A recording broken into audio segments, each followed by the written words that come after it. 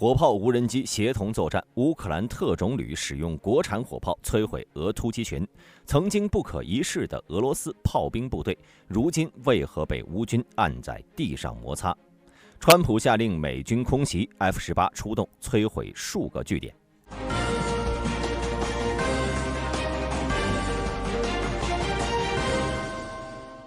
乌克兰第12特种作战旅 AZOV 近日成功利用无人机引导了203毫米 2S7牡丹自行火炮，精准打击了俄罗斯进攻部队。相关视频由该部队发布在了社交媒体上。2024年12月30号，俄罗斯的一支进攻部队试图在顿涅茨克地区托列茨克方向突破乌克兰防线。该部队使用了5辆装备有栅栏装甲和电子对抗系统的 BMP-2步兵战车，意图通过这些装甲车辆运输兵力。无论是格栅装甲还是电子对抗系统，都能够对乌克兰惯用的神风 FPV 造成一定的干扰，降低其打击效率。可见俄军还是有一定准备的，并没有和朝鲜兵一样依靠人海战术去送人头。可惜他们的准备还是太过简陋了。乌军第12特种旅会告诉他们，乌军可怕的可并不只有无人机。很快，在突击过程中，一辆俄军装甲车踩中地雷，失去动力，车内的俄军连忙四散而逃。幸存的装甲车越过了队友的残骸，到达了目标建筑物附近。车内的俄军鱼贯而入，占领了该建筑。然而，这些俄军步兵殊不知，他们已经陷入了陷阱。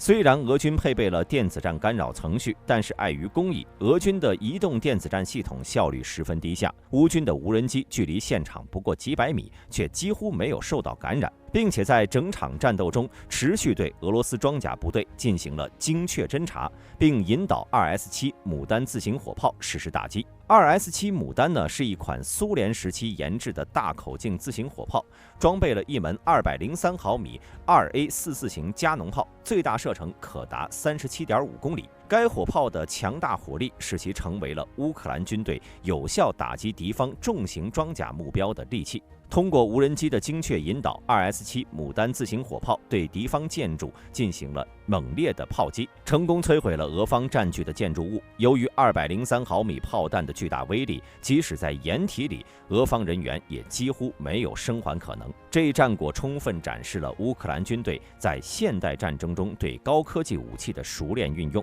值得注意的是，俄罗斯在战术上依然依赖传统的装甲部队和步兵战车，缺乏对现代高科技武器的有效应对措施。这种战术的落后性，使其在面对乌克兰军队灵活多变的战术和高科技武器时，显得捉襟见肘，难以有效应对。现代战争中，炮兵的信息化水平对战场效能具有决定性影响。然而，俄军炮兵在信息化方面的表现却远远落后于其对手乌克兰军队。尽管俄军装备了诸如 2S33、MSTA、SM2 和 2S35 联盟 SV 等先进的数字化火炮系统，但这些装备的实际效能却因为俄军整体信息化水平的不足而大打折扣了。2S33和联盟 SV 等火炮系统理论上是具备高度自动化的火控系统和数字化指挥能力，能够通过卫星导航、数字化地图和战术指挥系统实现多炮同步发射和精确打击。然而，俄军在乌克兰战场上的表现却显示其绝大多数炮兵单位仍停留在传统的图上作业阶段，无法充分发挥这些先进装备的潜力。相比之下，乌克兰军队通过引进炮兵地理信息技术指挥系统，大幅提升了炮兵的信息化水平。该系统整合了无人机侦察、商业卫星图像和智能手机等多种情报来源，能够快速生成目标的精确坐标，并将任务分发给最近的炮兵单位。乌军的炮兵反应时间从20分钟缩短到了30秒，远超俄军的反应速度。俄军在反炮兵作战中的表现也暴露其战术指挥系统的落后。俄军的反炮兵雷达系统，比如动物园1型反炮兵雷达，虽然在技术上具备较强的侦察能力，但在实际作战中却未能有效发挥作用。乌军通过炮兵地理信息技术指挥系统和星链卫星网络的结合，能够快速定位并摧毁俄军的反炮兵雷达。乌军的炮兵战术采用了分散部署、错时开火的方式，使得俄军的反炮兵雷达难以捕捉到有价值的炮群目标。俄军的反炮兵雷达往往是只能探测到一些发射了几枚炮弹后便迅速转移的单炮炮组。无法对乌军的炮兵火力进行有效压制。然而，以上都不是俄军最致命的问题。古人云：“兵马未动，粮草先行。”俄军在乌克兰战场上的后勤问题是尤为突出的，尤其是在前出超越铁路末端集散点后，俄军的后勤能力是无法满足作战部队的补给需求的。俄军的陆上后勤极度依赖铁路，而铁路枢纽的物资集结往往是军事行动的前期准备。然而，一旦部队脱离铁路网络，俄军的后勤补给链便显得极为脆弱。以在乌克兰东北进攻的哈尔科夫近卫坦克第1集团军为例，该部队下属多个作战单位，但后勤保障仅有一个第69物资保障旅，运输卡车数量严重不足。在俄军各营级战斗群的补给耗尽后，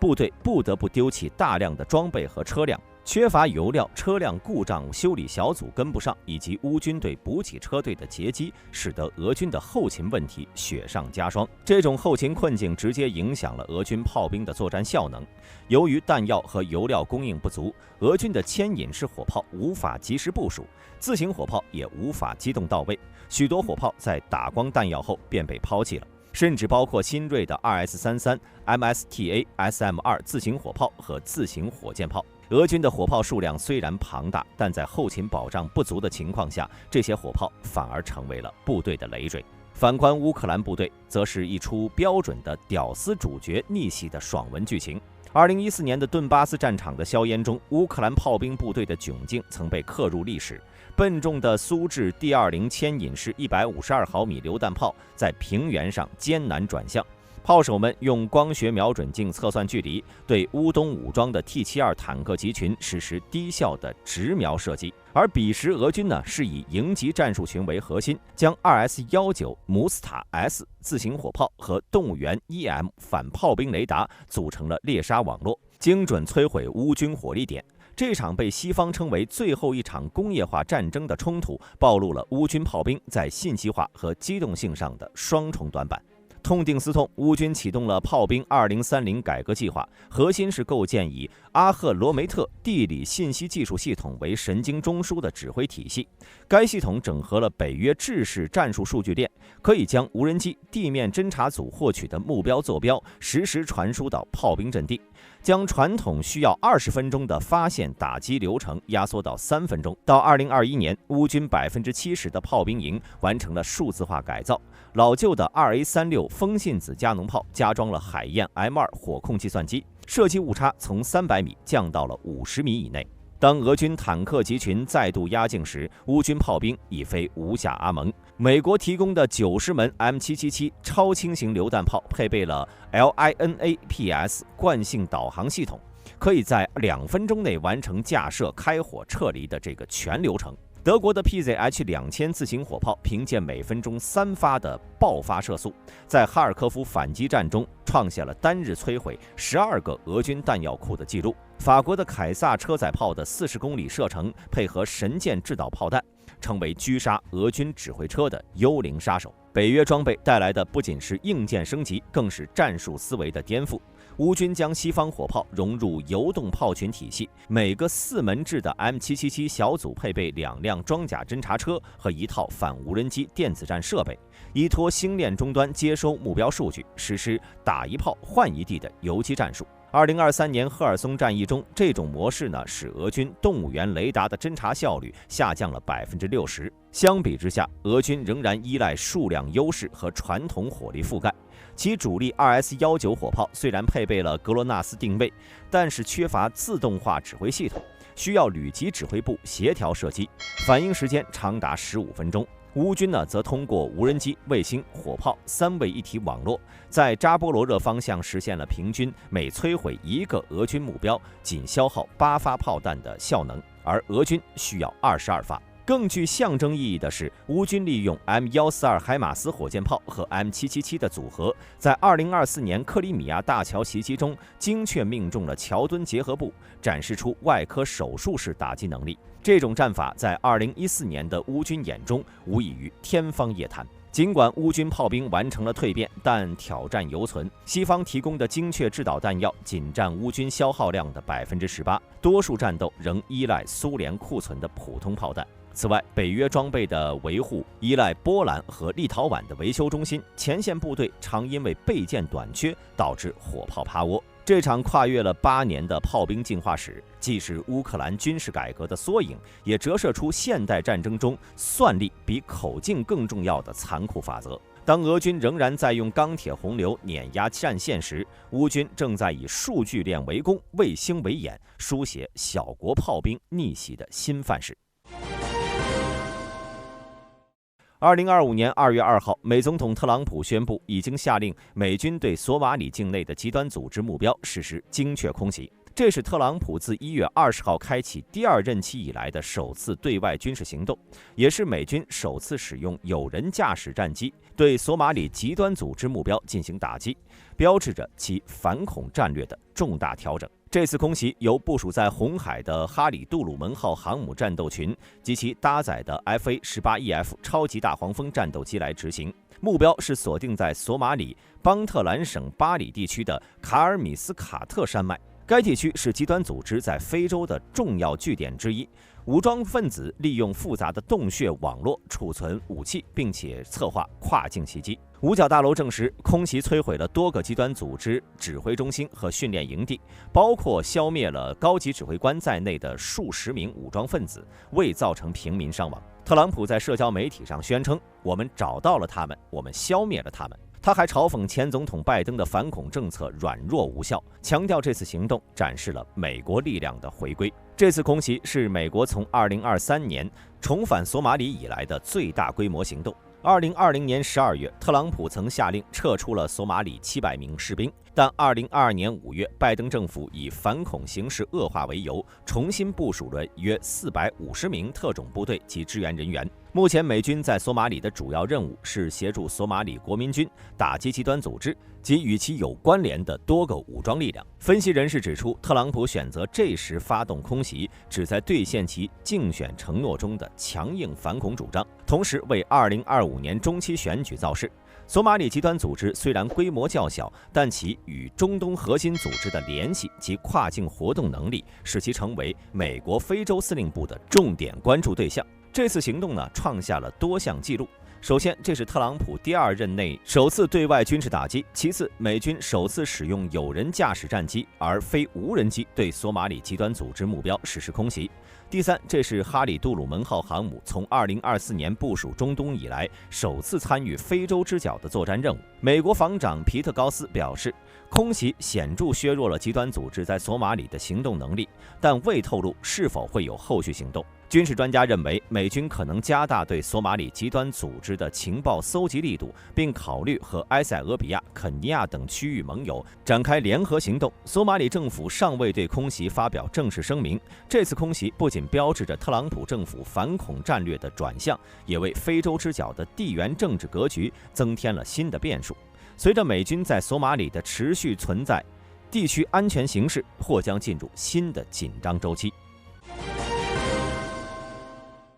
美国的 F-16战机近期是迎来了一次重要技术升级。2025年1月23号，美国防部发布报告称，首架配备了新型的 Viper Shared电子战系统的 F-16战斗机在加利福尼亚州的爱德华兹空军基地完成了首次飞行测试。这架飞机属于80皇家空军，型号为 F-16 Block 70，尾号为 RBAF-1601。测试是由第416飞行测试中队的安东尼·派普少校驾驶执行的。这次飞行测试的目的是对 Viper Shared 系统进行全面评估，验证其与 F-16战机的整合效果，为未来多个国际用户部署该系统提供数据支持。测试的重点在于检查该系统与 F-16战机的航电系统和任务系统之间的兼容性。同时，测试团队还对系统和现有电子设备整合时的风险缓解措施进行了验证，确保系统能够稳定运行。该电子战系统是由 L3 哈里斯技术公司和洛马公司联合开发，是2家公司电子战项目的重要组成部分。它基于先进的电子对抗技术，并采用全数字化架构，不仅生产效率更高，而且具有很强的长期适应性。Vapor Shield 系统是一种内置式电子对抗套件，专为提升 F-16战机在复杂雷达和电子威胁环境中的生存能力而设计。它直接集成了在飞机的航电系统中，并且与 APG-83有源电子扫描阵列雷达协同工作。系统配备了数字雷达告警接收器，能够实时探测和分类威胁，为飞行员提供准确的态势感知信息。与传统的外挂电子吊舱不同， Vapor Shield 保留了 F-16的气动外形，同时为武器和其他任务设备保留了外部挂点。该系统的电子对抗能力主要是依靠数字射频记忆干扰技术，能够有效地干扰敌方雷达制导系统。系统由6个可以更换单元组成，便于进行模块化维修和升级，大大减少了停机时间。驾驶舱内专门的显示器可以为飞行员提供威胁和防御措施的即时反馈。这种系统架构能够快速响应电子威胁，并且可以根据新威胁的出现进行逐步升级。Vapor Shield 系统的一大亮点是其开放式架构，它可以通过软件更新来适应新的威胁，无需更换硬件。与上一代系统相比，它减少了关键部件的数量，延长了设备的故障间隔时间，降低了整体生命周期成本。该系统与现有的模块化任务计算机完全兼容，并且能够与下一代任务计算机整合，确保随着航电技术的发展，系统始终保持适用性。与 Vapor Shield 集成的 APG-83 AESA 雷达相比，传统雷达具有更强的探测、追踪和目标指示能力。它不仅提升了 F-16在空对空和空对地作战中的效能，还在复杂的电子战环境中保持了良好的态势感知。该雷达已经在美空军国民警卫队中投入使用，并且多次在作战场景中进行了测试，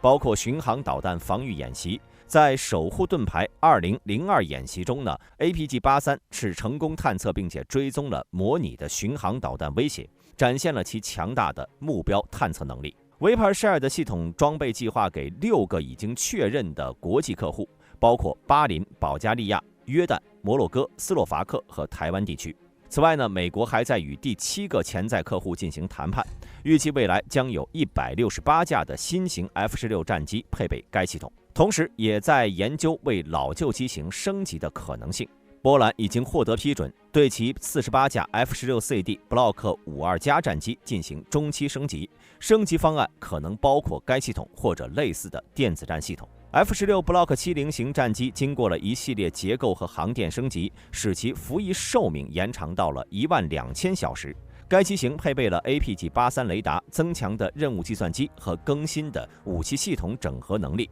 而 Vapor Shield 系统作为 Block 70的基础电子战系统，为 F-16在面对不断变化的威胁时提供了更强的防御能力。目前该机型仍在生产中，多个国家已经下单购买了，以更新其战斗机机队。预计美空军和其盟国将在未来继续对该系统进行改进评估，以确保其战斗力的持续有效性。好了，本期视频到此结束，欢迎大家在评论区留言讨论。我是大兵，我们下期节目再见。